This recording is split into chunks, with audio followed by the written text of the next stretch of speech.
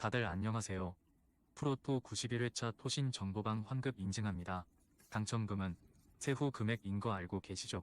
다들 아시겠지만 한 경기 취소되어 당첨금이 반토막 났지만 그래도 당첨 모두 축하드리며 오늘 경기도 분석 시작해보겠습니다. 금일 첫 번째 경기 위트레흐트 대 페에노르트 분석 시작해 보겠습니다. 위트는 리그 2위를 달리고 있다. 최근 5경기에서는 모두 승리하기도 했는데 전승의 호벤을 맹추격 중이다. 지난 시즌 부진한 성적에 그쳤기에 이번 시즌에 대한 기대가 컸는데 에런슨과 프라울로, 캐슬라인 등이 베스트 멤버로 나오며 경기력이 살아났고 툰스트라와 테일러 부스, 반더 호른 등이 중심을 잡고 있다. 연승 기간 동안 하위권 팀뿐 아니라 알크마르와 트벤테를 잡기도 했다. 페에노르트는 주중에 포르투갈로 유럽 대항전 원정을 다녀왔다. 그러나 최전방 공격수인 히메네스와 스탱스 정도를 제외하면 부상자가 없기에 일정에 대한 부담이 크지 않다. 황인범과 밀란보의 중원 외에도 파이샹과 우에다가 풀타임을 소화할 수 있다. 무패지만 위트의 승점 6점 차로 뒤진 4위기에 이 경기 승리로 선두권을 추격하려 한다. 접전을 본다. 페에노르트는 원톱 스트라이커의 결장에도 우에다와 이바누세치 등이 역할을 해주고 있다. 황인범이 이끄는 중원 경기력도 좋다. 단 위트 상대로 3점은 어렵다. 홈의 2점은 물론 에런슨과 프라울로가 경기 내내 탄탄한 수비력으로 최종 라인을 지켜줄 위트가 승점 1점을 가져갈 수 있다. 금일 두 번째 경기 파르마 대 엠폴리 분석 시작해 보겠습니다. 파르마는 휴식기 이후 첫 경기에서 승점을 따내고 홈으로 돌아왔다. 승격 동기인 코모를 원정에서 상대했는데 최전방 공격수로 나선 보니의 골로 패하지 않았다. 원정 연전 일정에서 고전하긴 했지만 2무를 기록했고 이제 홈에서 반등을 노리려 할 것이다.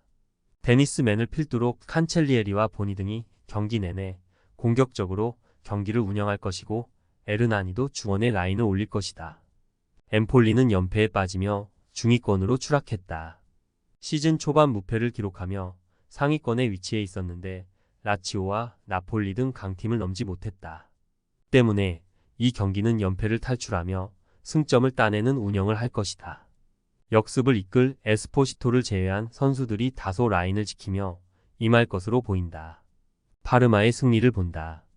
엠폴리는 최근 3경기에서 단 한 골에 그칠 정도로 공격수들이 잠잠하다. 콜롬보의 부진도 뼈아프다. 홈의 2점을 충분히 살리며 경기를 운영할 것이고 데니스맨과 발레리 등 빠른 발로 돌파가 좋은 선수들이 상대 수비의 빈틈을 노릴 파르마가 원하는 흐름으로 경기가 진행될 것이다. 금일 세 번째 경기 레네가스 대 셀타비고 분석 시작해 보겠습니다. 레가네스는 휴식기 이후 재개된 리그 경기에서 아틀레티코에 패했다. 중앙 미드필더인 이반 네위의 한 골이 있긴 했지만 아틀레티코를 넘긴 어려웠다. 그래도 알티미라와 세바스티앙 알러를 대신해 선발 출전한 라바와 데라푸엔테 등의 전방 움직임은 꽤나 인상적이었다. 역습 상황에서 활발한 스위칭 플레이로 상대 수비에 부담을 줬다. 셀타는 지난 라운드 패배로 무패가 끝났다. 아틀레티코전 석패 이후 승점 4점을 추가했었는데 디펜딩 챔피언인 레알에 패했다. 그래도 이 경기에는 팀의 알파이자 오메가인 이아고 아스파스와 중앙 미드필더인 모리바 등 징계 중이던 핵심 자원들이 복귀한다. 밤바와 이글레시 아스 등과 함께 공격 상황을 이끌 수 있다. 셀타의 승리를 본다. 레가네스는 친정팀을 상대하는 타피아가 중원에서 집중하며 분위기를 내주지 않으려 할 것이다. 그러나 벨트란과 소텔로 등이 나설 셀타 중원은 타피아를 주전에서 밀어냈던 안정적인 조합으로 경기를 주도할 수 있다. 복귀한 아스파스의 위협적인 문전 침투 외에도 밤바가 돌파로 상대를 무너뜨릴 셀타가 승리할 것이다. 금일 네 번째 경기 트벤테 대 헤라클레스 분석 시작해 보겠습니다. 트벤테는 휴식기 이후 첫 경기에서 최하위 팀인 발베이크 상대로 승점 1점 추가에 그쳤다. 스테인과 이팅 등 주축 공격진의 득점이 나오긴 했지만 전패팀 상대로 승점 1점은 아쉽다. 그로 인해 순위 경쟁팀들에게 윗순위를 허용했고 이 경기의 승리가 간절하다. 주중에 라치오 상대에 패했지만 홈에서 나선 경기였기에 일정에 대한 부담은 크지 않다. 헤라클레스는 지난 라운드에서 아약스 상대로 좋은 경기를 했다. 최전방 공격수로 나서 풀타임을 소화한 쿨레노비치가 멀티골을 터트리는 등 3골을 뽑아내며 접전을 가져갔는데 아쉽게 패했다. 고어 헤드전 완패 이후 들어간 휴식기였는데 엥겔스의 공격 비중을 늘린 전술 변화가 성공적이었다. 단, 중앙의 핵인 켈스마커가 퇴장당하며 이 경기에 결장하는 악재가 생겼다. 트벤테의 승리를 본다. 라치오전에 여파가 있긴 하지만 이번 시즌 에레디비지에서 최고의 공격형 미드필더로 평가받는 스테인의 경기력이 절정이기에 홈에서 경기를 주도할 수 있다. 람머스의 안정적인 공중볼 장악도 있을 트벤테가 홈 연승을 이어갈 것이다. 금일 5번째 경기 첼시 대 뉴캐슬 분석 시작해보겠습니다.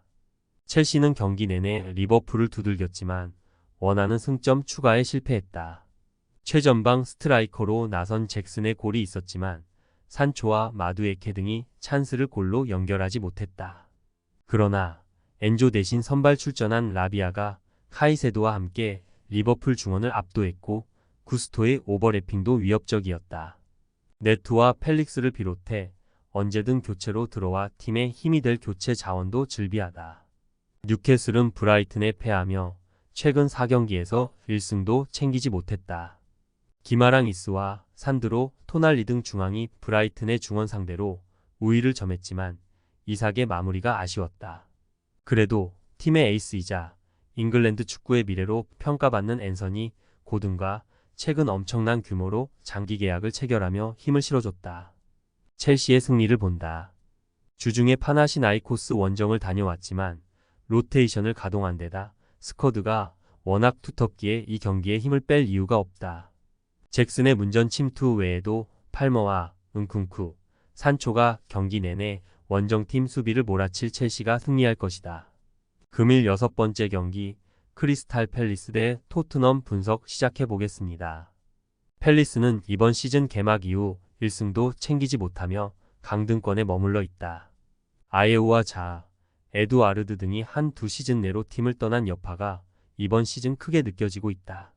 사르와 카마다, 다이치 등 새로 가세한 선수들이 기대 이하의 경기력인데다 에이스 역할을 기대할 엔케티아의 부진도 아쉽다. 주중 경기로 인해 다소 지쳐있을 토트넘 상대로 시즌 첫 승을 노린다. 토트넘은 휴식기 첫 경기에서 웨스트햄을 완파했다. 쿠두스의 선제골을 허용하긴 했지만 쿨루셉스키의 동점골을 시작으로 사고를 몰아쳤다. 부상에서 돌아온 주장 손흥민은 한 골과 자책골 유도, 한 차례 크로스바, 강타 등 좋은 경기력으로 활약했고 비수마의 중원 존재감도 대단했다. 단, 그 경기 이후 손흥민의 몸 상태가 100%가 아니었기에 알크마르전을 빠졌고 이번 원정도 휴식할 수 있다.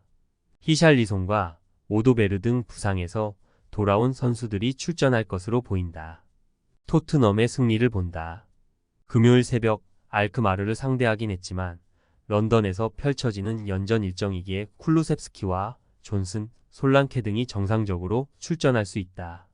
중원 경기력에 문제를 겪고 있는 팰리스 상대로 비수마와 파페사르, 벤탄쿠르가 경기 주도권을 확실히 가져올 토트넘이 승리할 것이다.